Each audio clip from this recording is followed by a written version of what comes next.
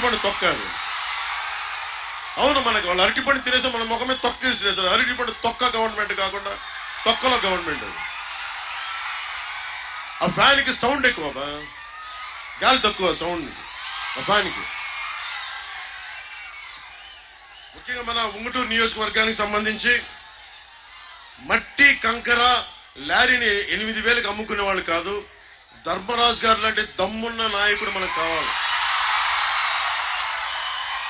మనకి తాగునీటి రక్షిత నీటి కావాలి అంటే పుట్ట మహేష్ యాదవ్ గారు బలంగా నిలబడతారు.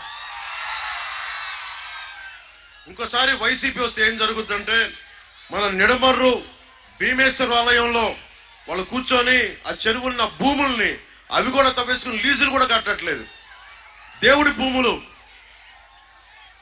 మనకి చాణక్యుడు ఒకటే చెప్తాడు, నువ్వు ఏ డబ్బన్నా తీసుకో కానీ దేవుడు మాన్యాల మీద టచ్ చేసేవా తరాలు ఎగిరిపోతాయి, మీకు గుర్తుపెట్టుకోండి. సరే, మీకు తరాలు ఎగిరిపోవాలంటే వైసీపీ నాయకులు రెచ్చిపోండి. మీకు భూమి పిచ్చి ఎక్కువైపోయింది. ఎక్కడ భూమి కనపడ్డాలు తీసేసుకుందామని చెప్తా ఉన్నారు.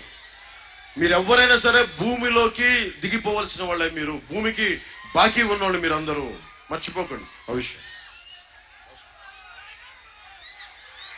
అలాగే కొల్లేరు ప్రాంతంలో ఈ చుట్టుపక్కల చేపల చెరువులు ఎక్కువగా ఉండే ప్రాంతం ఇది. ఇక్కడి నుంచి చేప రొయ్య ఎగుమతి చేసే వ్యాపారులు ఎక్కువ. కొల్లేరు కాంటూరు సమస్య మూలంగా చేపల చెరువుల వాళ్ళు ఇబ్బంది పడతా ఉన్నారు. వైఎస్ఆర్ గారి సమయంలో కొల్లేరు పరిరక్షణకి చేసిన ఆపరేషన్ కల్లూరులో చాలా చెరువులు ధ్వంసం చేశారు, బాంబులు పెట్టి పేల్చారు. కాంటూరు లెక్కలు పరిగణించకుండా జిరాయితీ భూముల్లో ఉన్న చెరువులు కూడా పోయాయని ఎప్పటి నుంచో ఉన్న సమస్య. వాటికి పరిహారం ఇస్తామని ఈ రోజు వరకు ప్రభుత్వం చెప్పింది, ఇప్పటిదాకా ఇవ్వలేదు.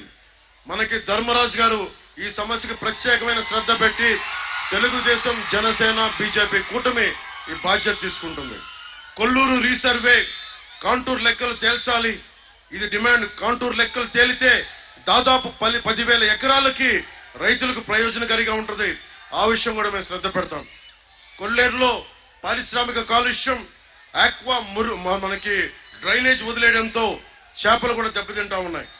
అలాగే సీజన్ లో వచ్చే ఎక్కడో సైబీరియన్ కొంగలు కూడా రావడం మానేసినాయి.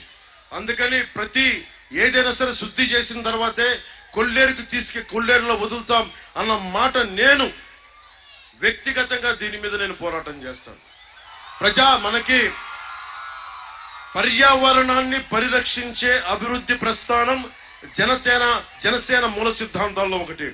దానిని ప్రత్యేక శ్రద్ధ పెట్టి పుట్ట మహేష్ గారిని అడుగుతా ఉన్నాను, మీరు గెలిపించగానే మీరు చేయాల్సింది ఈ వ్యర్థాలని తిరిగి పాతకాలంలో లాగా ఒక 2-3 దశాబ్దాల క్రితం ఎలా సైబీరియన్ పక్షులు వచ్చాయో ఈ వ్యర్థాలను శుద్ధి చేసి తర్వాత కొల్లేరులోకి వదిలేలాగా మీరు జాతీయ స్థాయిలో పోరాటం చేయాలి.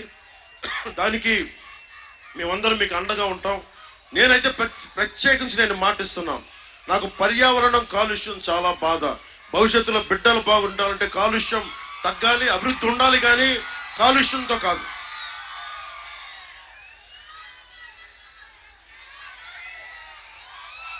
మన ఉంగుటూరు నియోజకవర్గంలో రహదారులు దెబ్బతిన్నాయి, వంతెనలు, చిన్నపాటి కల్వర్ట్స్ కూడా ఒకసారి ట్రక్స్ వెళ్తే పడిపోతాయా, బండ్లు వెళ్తే పడిపోతాయన్న డేంజరస్ గా ఉన్నాయి, అంత ప్రమాదకరంగా ఉన్నాయి.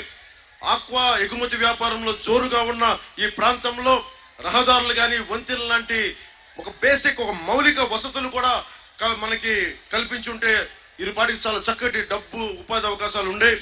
నారాయణపురం, గుండగొలను ఊళ్లలో వంతెనలు దెబ్బతిన్నాయి. వాటిని పునర్నిర్మించే బాధ్యత కూటమి ప్రభుత్వం రాగానే మేము తీసుకుంటాం. పేరుకి డెల్టా ప్రాంతం ఎటు చూసినా నీళ్లున్నాయి, పైన హెలికాప్టర్ చూస్తుంటే నీళ్లున్నాయి, కానీ ఈ నీటి మీద ఎవరో మాట్లాడాల. వైసీపీ ఊరూరా మద్యం అమ్ముతుంది, కానీ ఊరూరా మంచినీళ్ళు ఇచ్చే పరిస్థితి లేదు. మనకి సీసాల్లో సారా పోసిస్తున్నారు, కానీ గుక్కడి నీళ్లు మటుకి ఇవ్వట్ల.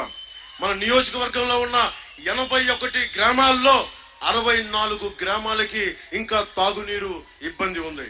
మేము పాపం ఆయన అధికారంలోకి రాకముందే చాలా స్వచ్ఛంద సంస్థల లాగా ఆయన కుటుంబ ఫ్యామిలీ ట్రస్ట్ మీద మనకి ధర్మరాజు గారు రక్షిత మంచినీటి గ్రామాలకు సప్లై చేస్తా ఉన్నాం.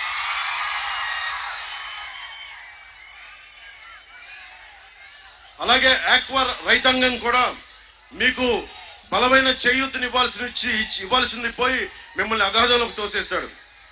ముఖ్యంగా ఆక్వా రైతాంగానికి మీకు జరిగిన అన్యాయం, కరెంటు గాని, సీడ్ గాని, ఫీడ్ గాని అన్ని రేట్లు పెంచేసి ఈ ఆక్వా రైతుల్ని ముంచేసిన ప్రభుత్వం ఇది.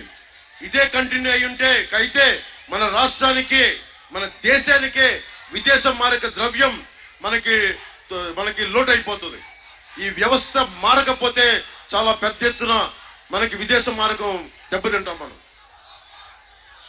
గత ప్రభుత్వ హయాంలో యూనిట్ ₹1.5 ఉంటే కరెంటు ధర తగ్గిస్తున్నామని సీఎం కాకముందు చెప్పిన వ్యక్తి ఈ రోజున ఆక్వా రైతులకి ₹5 కట్టే స్లాబ్ పడేలా రూల్స్ మార్చేశాడు.